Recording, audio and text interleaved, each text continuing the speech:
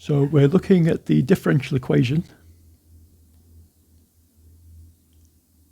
d2y dt squared plus epsilon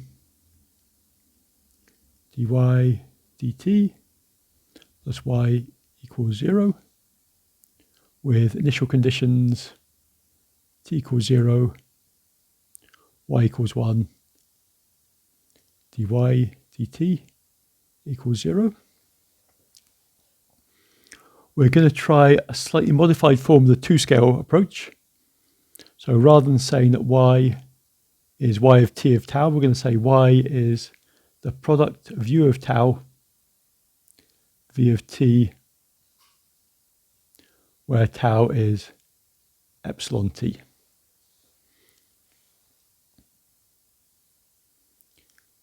So our derivatives,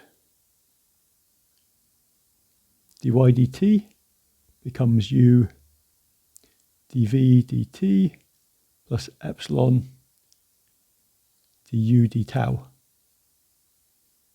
times v.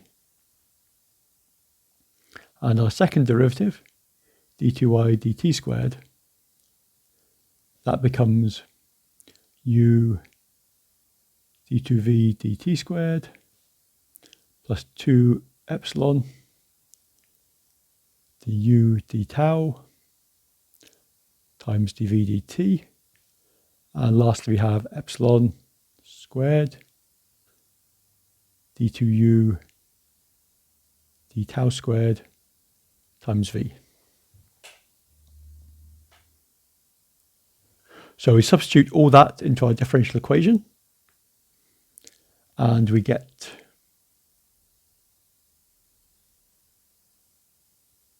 so first of all we put in the second derivative, so that's u d2v dt squared plus 2 epsilon du, sorry that should be a tau there, d tau dv dt plus epsilon squared d2u d tau squared v. Okay, then we've got epsilon times the first derivative. So that's plus epsilon u dv dt plus epsilon squared du d tau times v. And then finally we got y, which is just uv. All this equals 0. Then we've got our initial conditions. So that's at t is the same as tau is equal to 0. So first of all we had y was equal to 1. So we know that's u times v equals 1. And then we had dy dt equals 0. So that becomes u dv dt plus epsilon du d tau times v equals 0. So these are our new equations using our fast and slow variable substitution. So our next step is going to substitute in a perturbation solution. So we're going to say that u times v,